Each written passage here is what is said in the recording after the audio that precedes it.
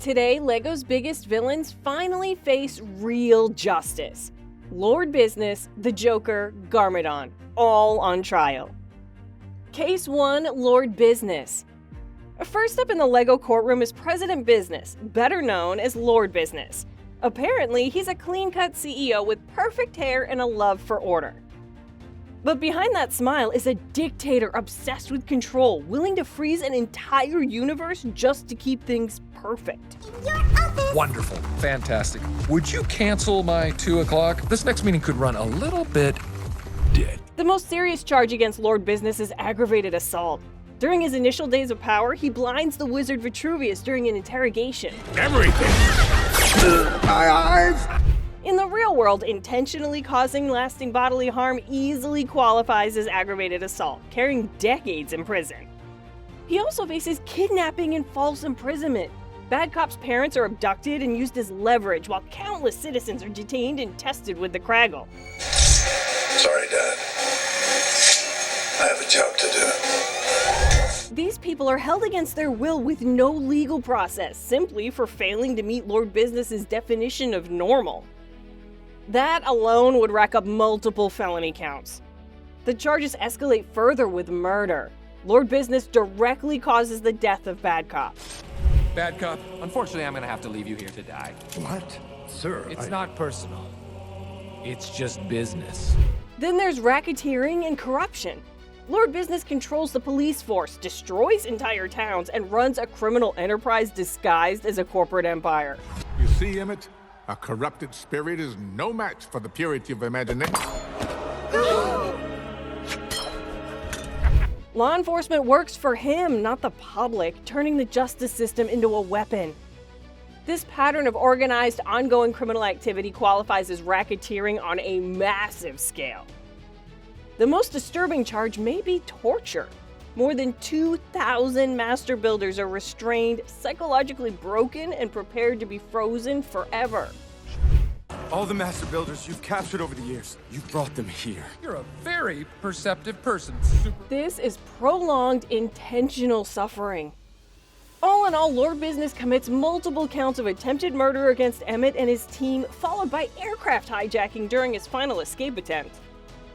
From Lord Business's point of view, though, none of this was cruelty. He believed he was fixing a broken world. Creativity led to chaos. Chaos led to mistakes. Gluing everyone in place felt logical.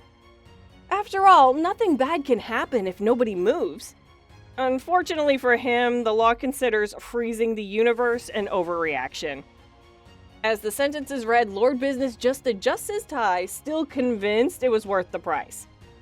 After Lord Business is sentenced, the room gets louder because the next defendant is Gotham's self-proclaimed king. Case 2, the Joker.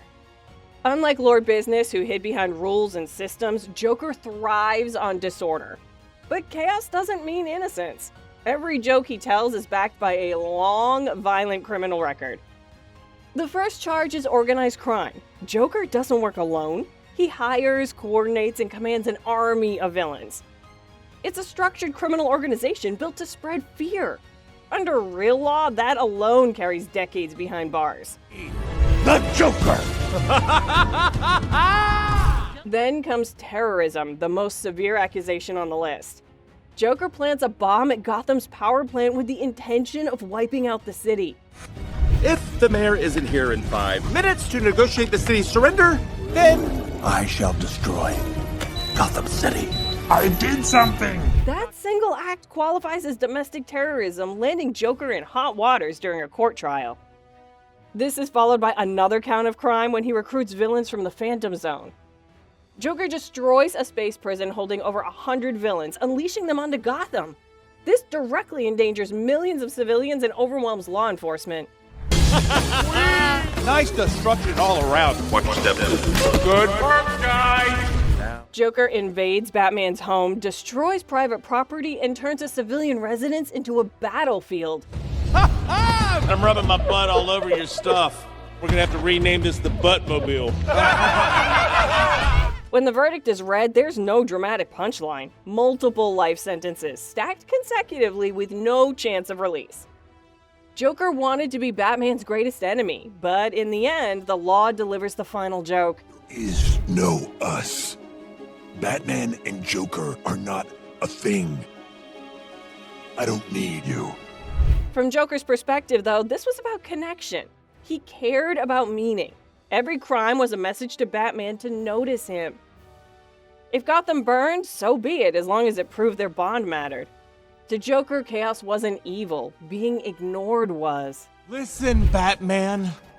I hate you.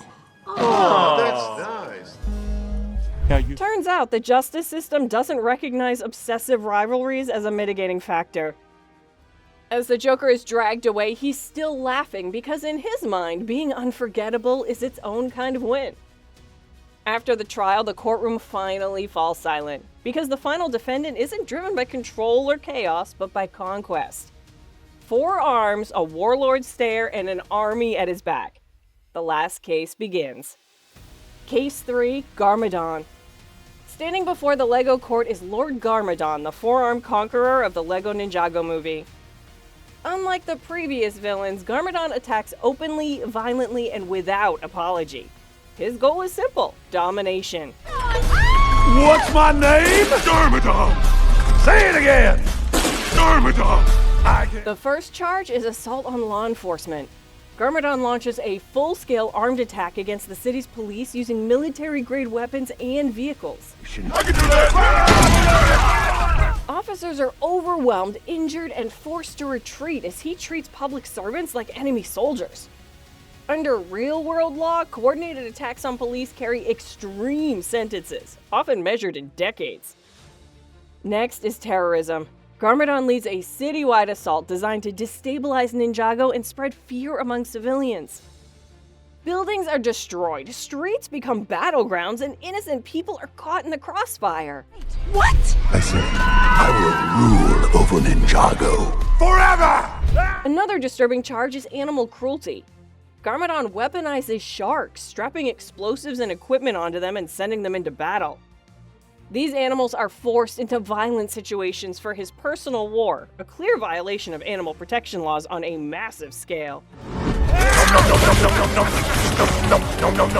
These repeated, intentional crimes with no respect for life, law, or any fear of consequences make Garmadon's position very shady. The verdict is swift: guilty on all counts. The sentence: life imprisonment with no possibility of release.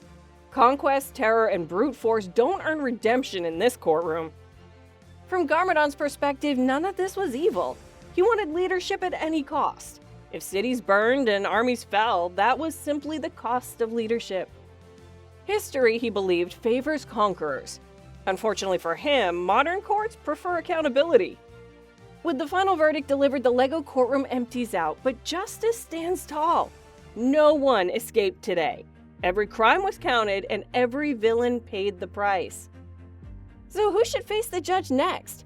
Rex? Someone worse? Drop your picks in the comments, hit like, subscribe for more, and remember, no LEGO villain walks free from here.